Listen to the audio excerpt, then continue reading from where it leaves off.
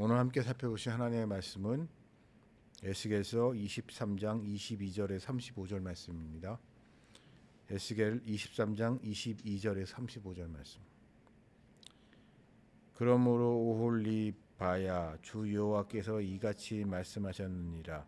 나는 내가 사랑하다가 싫어하던 자들을 충동하여 그들이 사방에서 와서 너를 치게 하리니 그들은 바빌론 사람들과 갈대아 모든 무리, 부곳과 소아와 고아 사람과 또 그와 함께한 모든 아수르 사람 곧 준수한 청년이며 다 고관과 감독이며 귀인과 유명한 자여 다 말탄 자들이라.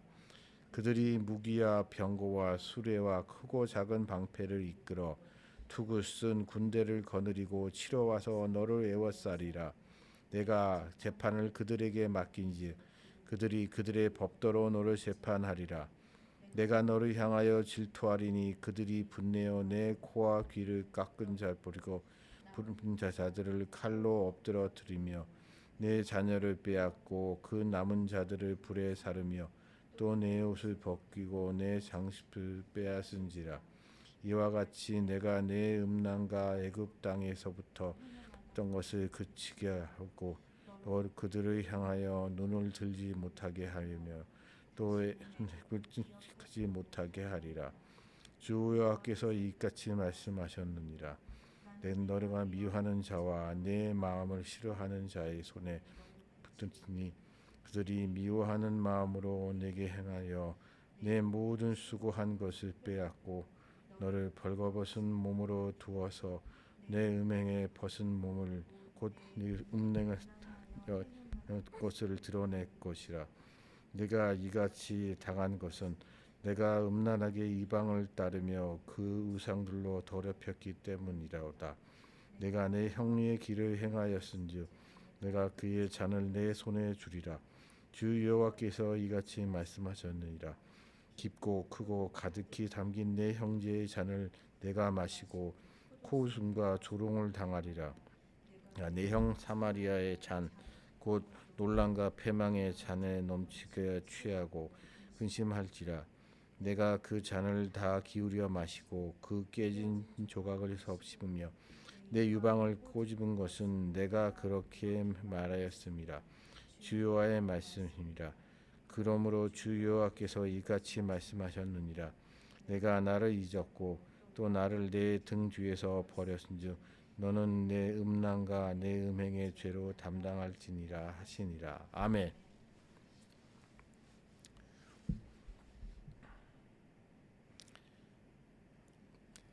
제가 개인적으로 싫어하는 프로그램이 있습니다. 기독교 방송들을 트게 되면 이런저런 좋은 프로그램들이 많은데 저는 그 중에 간증 프로그램들을 아주 싫어합니다.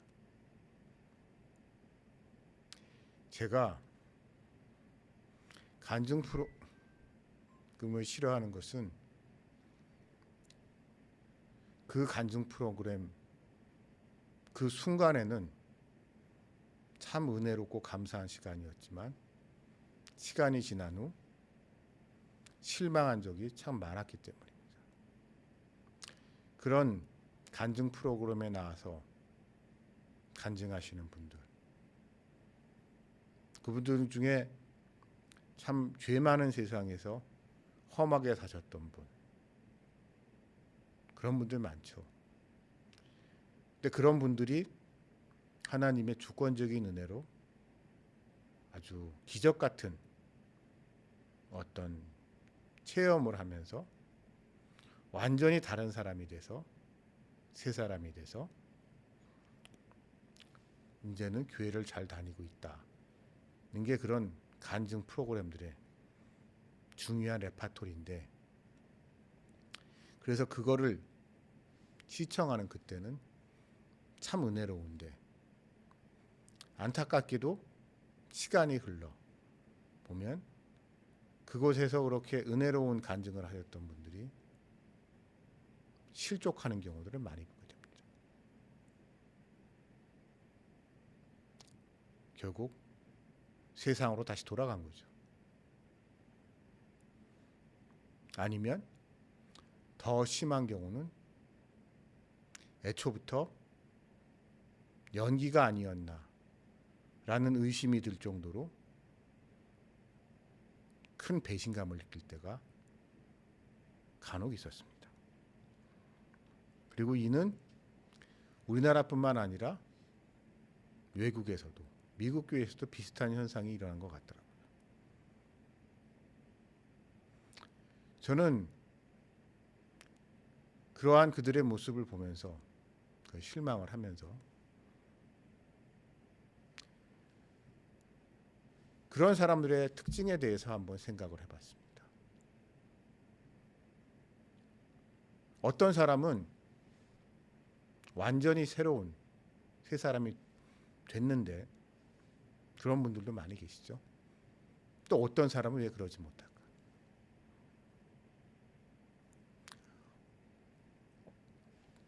똑같이 죄 많은 세상에서 참 나쁘게 살았는데 누구는 그 자리에서 똑같이 간증할 정도로 나름 어떤 확신, 결심, 결단을 해서 특히 많은 시청자들 앞에서 공개적으로 자신의 의지를 표명했는데 왜 누구는 성공하고 누구는 결국 실패했을까요? 저는 이 두 사람들의 차이가 결국 환경을, 구조를, 자신의 살아가고 있는 일상의 환경, 그리고 자신의 생계의 구조를 유지했는가, 이전과 같이 유지를 했는가, 아니면 과감한 단절을 하고 자신의 삶의 모든 것을 처음부터 완전히 새롭게 세팅을 했는가, 거기서부터 차이가 난 것 같습니다.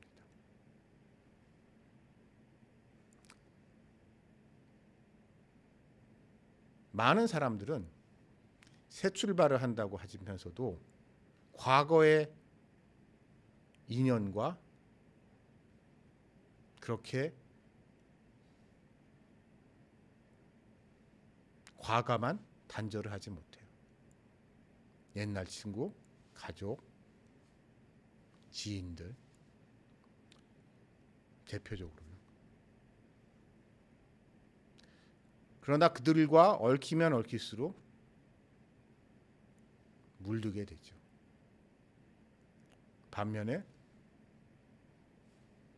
모든 관계를 정리하고 완전한 자신의 인생을 처음부터 다시 시작하신 분들, 그런 분들만 세상의 유혹에서 벗어나는 게 아닌가라는 생각을 해봅니다. 그리고 이것은 개인의 문제이기도 하지만 공동체, 국가, 민족에게도 마찬가지인 것 같습니다. 오늘의 말씀 속의 한 상황을 한번 생각을 해봅시다. 지난 시간에 살펴본 바와 같이 북이스라엘은 먼저 망했습니다. 그리고 남유다는 그 북이스라엘, 동족이지만 또한 라이벌이기도 했던 북이스라엘이 아수르에게 얼마나 처참하게 망했는지, 멸망당했고 흔적도 없이 사라지게 됐는지를 두 눈으로 똑똑히 봤습니다. 그래서 그들은 당연히 북이스라엘의 멸망 속에서 중요한 교훈을 얻었을 것입니다.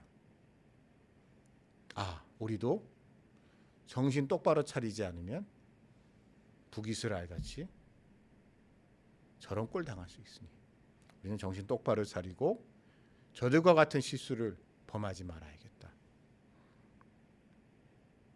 라고 했습니다만 결국 그들의 이런 결심은 오래 지속되지 못했죠. 오히려 그들은 라이벌이었던 북이스라엘, 또한 현존하는 위협이었던 아람이 순식간에 사라진 그런 공백 속에서, 또한 그 두 나라를 멸망시키는 아시리아를, 성경의 아수르죠, 아수르를 끌어들이는 이 외교적 성과, 이 아수르와의 동맹, 이 동맹은 군사적으로 위협이었던 적국을 없앤 뿐만 아니라 이스라엘이 가지고 있었던 무역 중심지로서 내 위치를 이제 남유다가 가지게 됐습니다. 그러면서 경제적으로 엄청난 번영, 솔로몬이 누렸던 것과 같은 그런 풍요를 누리는 시간을 가지게 됐습니다. 무역로를 독점했을 뿐만 아니라 떠오르고 있는 강대국 아시리아. 원래 여러분 성경을 읽어보시면 알겠지만 아시리아는 그렇게 중요한 나라가 아니었어요. 오히려 그 지역에서 가장 큰 나라, 가장 위협이 되는 나라는 아람이었습니다. 근데 북이스라엘과 아람이 평소엔 사이가 안 좋았는데 어쩌다 보니 두 나라가 힘을 합쳐서 남유다를 쳐들어왔을 때, 예루살렘을 포위했을 때 아하스 왕이 살기 위해서 있는 돈 다 긁어 모아서 북방에 있는 아수르에게 선물을 하죠. 그 돈을 갖다 바치죠. 우리 같이 손잡자고. 이러한 남유다 아하스 왕의 제안을 아수르는 흔쾌히 수락해서 군대를 일으켜, 아마 군대도, 이건 그냥 성경에 나온 말은 아닙니다만 상상입니다만, 아하스 왕이 갖다 준 그 어마어마한 재물이 도움이 됐을 겁니다. 군자금이 됐겠죠. 그거로 군사를 굴거 모아서 아람의 뒤통수를 칩니다. 빈집털이를 하는 거죠. 그런 그들의 수도였던 다마섹, 지금의 다마스커스를 순식간에 점령해 버리고 아람은 한 방에 나라가 망해 버립니다. 그리고 그 기세를 모아 북이스라엘까지 초토화시켜 버리죠. 결국 이것은 이러한 동맹 관계, 남유다는 돈을 내줬고 싸움을 잘하는 아수르는 그 돈을 가지고 무기와 군사를 일으켜서 한 이 강력한 동맹이 단기적으로는 엄청난 성과를 얻었지만 결국 시간이 지나면서 상황이 역전이 됩니다. 강대국이었던 아람을 무찌른 아수르는 더 이상 그저 그런 요즘으로 말하면 중간 국가가 아니라 순식간에 강대국으로 무상하게 됐고, 그 힘을 모아 주변에 있는 나라들을 싸그리 다 정리합니다. 메소포타미아 지역에 새로운 강자가 된 거죠. 패자가 된 거죠. 그러고 나니 그들에게 남유다는 더 이상 동맹이 아닙니다.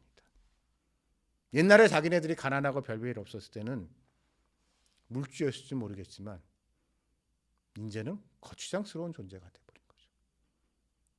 오히려 이제 새로운 정복지로 나아가야 되는데 가장 중요한 곳이라고 할 수 있는 애굽, 이집트를 치기 위해선 꼭 지나가야 하는 곳이기 때문에 아수르는 서서히 남유다를 압박해 들어옵니다. 그게 우리가 잘 알고 있는 시드기야 왕 시절, 선지자 이사야가 활동했던 그 시절의 이야기입니다. 이 모습이 참 중요한, 이 모습을 보면서 남유다 사람들이 북이스라엘이 망하는 과정 속에서 교훈을 얻지 못하고, 아니 얻었던 교훈도 잊어버리고, 그래서 호랑이를 키운, 여러분 북이스라엘 아람과 여러 차례 싸움이 있었죠. 근데 여러분 이제 성경을 읽어보시면 알겠지만 선지자 이사야와 엘리야와 엘리사의 활약으로 북이스라엘은 아람을 거의 KO 일보 직전까지 몰아붙입니다. 근데 북이스라엘은 거기서 이상하게 허세를 부리다 결국 아람이 재기할 수 있는 기회만 줘요. 잘난 척하다가. 그거와 비슷한 일이 똑같이 아수르에도 일어난 거죠. 남유다 입장에서. 북이스라엘이 아람을 우습게 여겼다가 고생했듯이, 그리고 결국 그것 때문에 북이스라엘이 멸망했듯이 남유다도 그저 그런 도시국가였을 뿐인 아수르를 그들과 동맹하고 그들에게 돈을 대준 게 시간이 지나 부메랑이 돼서 돌아오는 거죠. 이러한 모습이 물 선지자 에스겔을 통하여 하나님의 말씀하고 계십니다.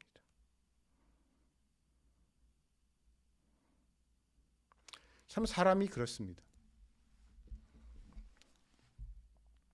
왜 같은 실수를 반복하는지.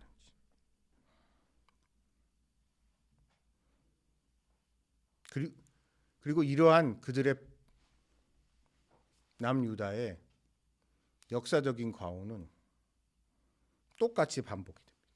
우리가 잘 알고 있듯 히스기야 왕 시절에 아수르의 공격을, 그 무지막지한 공세를 선지자 이사야의 기도의 응답으로 물리쳤고, 이제 좀 숨 좀 돌릴만 하니까 죽을 병에 걸려서 오늘 내일 하는 한 히스기야를 살려뒀더니 오히려 히스기야는 하나님께 영광을 돌리는 게 아니라 자기에게 문병원 바빌론 사신들에게 자기 돈 자랑만 하죠. 지난주에 살펴봤듯이. 그래서 그러한 그들의 모습을 보고 선지자 이사야는 말씀을, 이제 당신이 한참게 여기고 당신이 그래서 지금 돈 자랑하고 있는 저 바벨론, 지금은 별별 없어 보이는 바벨론, 그 바빌론에 당신들의 자손들이 끌려갈 거라. 선지자 이사야가 예언을 합니다. 그 일이 일어난 거죠. 지금 에스겔 처지는.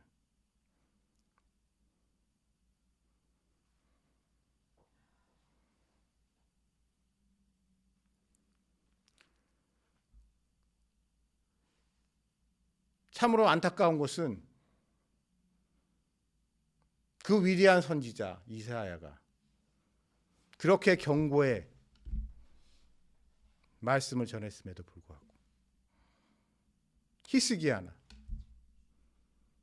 그의 후계자인 므낫세, 그리고 또 그의 후계자였던 암몬까지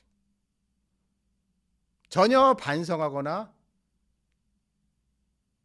회개하는 모습이 없어요. 오히려 히스기야의 아들 므낫세는 무려 55년 동안 왕 위에 올라 있었습니다. 근데 그에 대한 성경의 평가는 이거보다 더 나쁜 놈이 없었다고 얘기해요. 모든 왕조 중에 이 최악이다. 놀랍지 않습니까? 자기 아버지 히스기야가 어떻게 나라를 지켰는지를 뻔히 알고 있으면서도 어떻게 그의 아들이 아버지가 했던 거와는 정반대의 길을 가서 이렇게 죄에 빠져서 우상 숭배를 하고 음란에 빠지고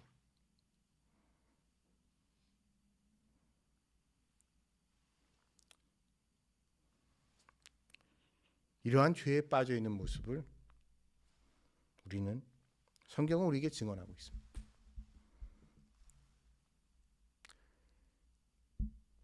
근데 이 므낫세에게도 흥미로운 부분이 하나 있어요. 므낫세에 대한 성경의 말씀이 역대기와 열왕기가 조금 차이가 나는데요.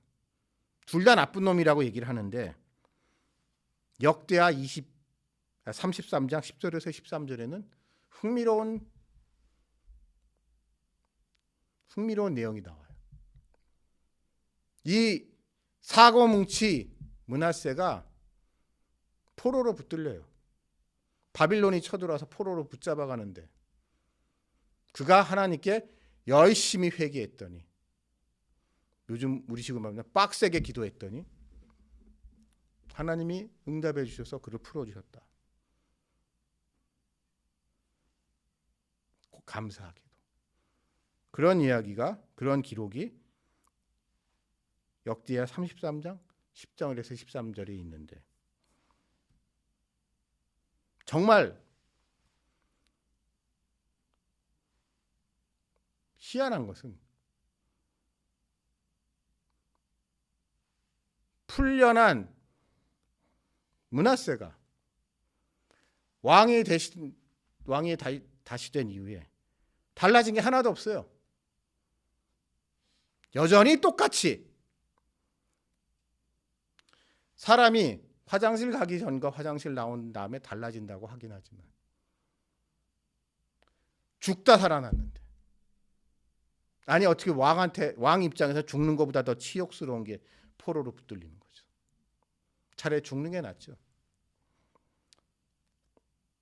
근데 거기서 살려주셨는데도 붙들려 갔을 때는 한 번만 더 기회를 달라고 했던 그놈이 막상 하나님이 기회를 주시니까 달라진 게 하나도 없고,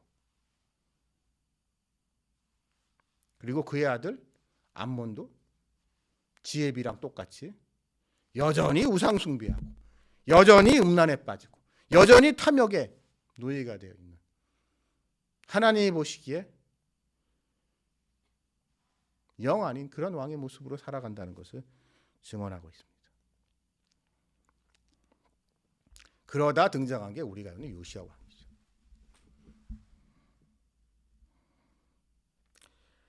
그래서 이 요시야 왕은, 근데 이 요시야 왕은 때쯤 되니 이미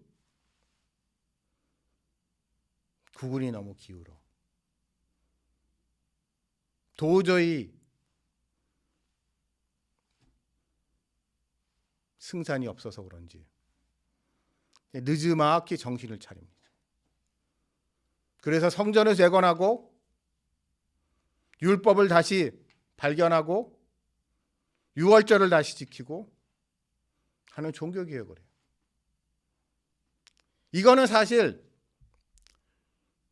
포로로 갔다가 포로로 갔다가 풀려난 그의 할아버지 므낫세가 했어야 된 일이에요. 근데 그거를 그 손자인 요시야가 한참 후에 그거를 해요.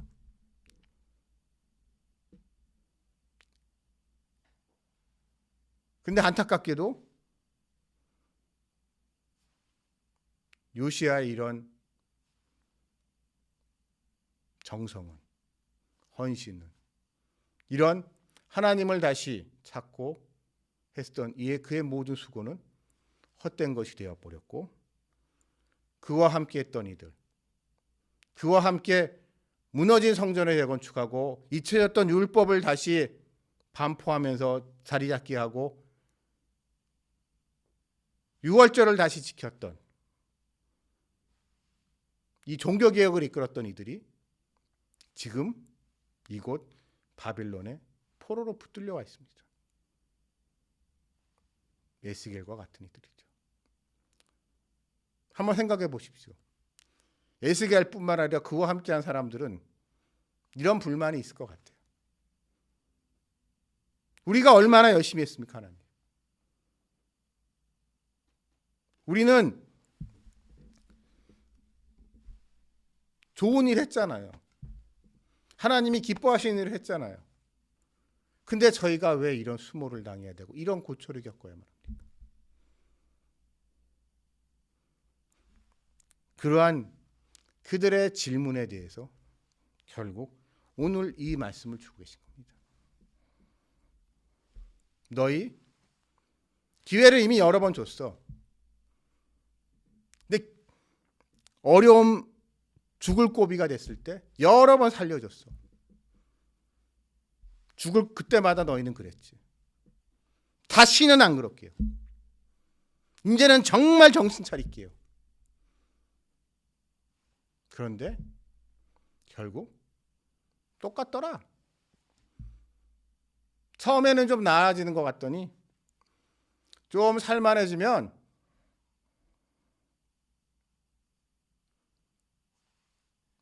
이전과 똑같은 모습으로 귀신같이 흘러가더라. 그렇기 때문에 지금 너희가 이곳에서 받고 있는 이 고난은 너무 당연한 것이라고 말씀하고 계십니다. 그들이 맞았어야 될 매를 지금 맞고 있는 거예요.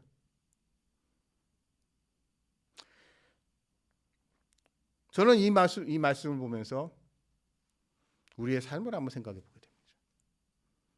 인간의 눈으로 봅시다. 지금 예루살렘에서 떵떵거리고 있는 사람들. 느부갓네살한테 잘 보여서 아무것 왕이 될 수 없었던 시드기야 같은 사람이 엉뚱하게 왕이 되고, 제사장이 될 수 없었던 사람들이 제사장이 되고, 벼락 출세한 인간들, 그 사람들을 보면서 열받겠지만 내가 저 사람들보다 낫지 않냐고 이들의 분통함이 있지만, 최소한 에스겔과 함께 있는 이들은 이 고난을 통하여 자신들이 지금까지 지내온 죄가 얼마나 큰지, 이 민족적 배신의 대가를 결국 자신들이 치르고 있다는 최선의 자각을 하게 됩니다. 그러나 지금 잘 먹고 잘 살고 있는 예루살렘의 저 기득권 세력들은 해피해피하죠. 속으로 그렇게 사람이 줄을 잘 서야 돼. 하나님의 은혜가 너무너무 감사해. 내가 이 말이야. 내가 정말 운이 좋은 것 같아. 하나님께서 느부갓네살을 통해서 나에게 이렇게 큰 축복을 주시는구나 라고 하면서 온갖 자기 합리화 속에서 이 자신들이 지금까지 저질러왔던 죄가 얼마나 크고 그것에 대한 하나님의 진노의 심판이 그들에게 얼마나 무거운지에 대해서는 고민하지 않고 그냥 오 해피데이로만 지내고 있는 그들. 아마 그들에게는 거듭남의 기회, 회개의 기회라는 게 있을 수 없습니다. 그러나 지금 이곳에서 고난받고 있는 이들, 에스겔과 함께 그들은 이 고난 속에서 하나님과의 관계가 형식적인 관계가 아닌 실존적인 관계, 하나님 절박한 그 관계 속에서 진짜 하나님을 알고 가고 자기 자신을 냉정하게 바라보게 되고 자신이 얼마나 큰 죄인임을 깨닫게 되고 죽어 마땅한 죄인이라는 걸 알게 되고 그래도 목숨 살려주신 거 감사할 수 있는 진정한 회개가 그들에게 주어졌고 이것을 통하여 그들에게는 이제 영생이라는 구원이라는 하나님과의 특별한 관계가 의 가능성이 그들에게 열리게 됐습니다. 그러면서 이전에 포로로 붙들려로 말미암아 그들을 붙들어 놓았던 세상의 인연 다 끊게 하시고 죄를 짓고 싶어도 음란하고 싶어도 타락하고 싶어도 그거조차도 못하게 되시고 이제 생존 그 자체만을 위해서 허걱거리고 살아야 되고 하나님만을 바라봐야 되고 오늘 이 노예로 끌려가서 노역을 하다가 강제 노역을 하다가 재수 없으면 죽는 거죠. 이런 절박함이 결국 그들에게는 구원의 길이라는 하나님의 은총이라는 점을 그들은 이 선지자 에스겔의 말씀을 통하여 깨닫게 되고 그것은 지금 우리 고난의 현장에 있는 삶의 질고의 한가운데 있는 우리들에게 아니 세상 사람들 교회 안 다니는 저 사람들은 저렇게 잘 사는데 떵떵거리고 잘 사는데 저렇게 거짓말하고도 잘 사는데 저렇게 사기치고도 잘 사는데 왜 우리들은 이렇게 살아야 됩니까? 라는 그러한 고민에 대한 하나님이 확실한 응답 또한 보장된 언약의 선물 그것을 생각해 볼 수 있는 기회가 우리에게 주어졌고 이것을 통하여 지금 당장 눈앞에 형식은 캄캄할지라도 최후 승리를 향하여 나아가시는 여러분들이 되시기를 주님의 이름으로 축원합니다. 같이 기도드리시겠습니다.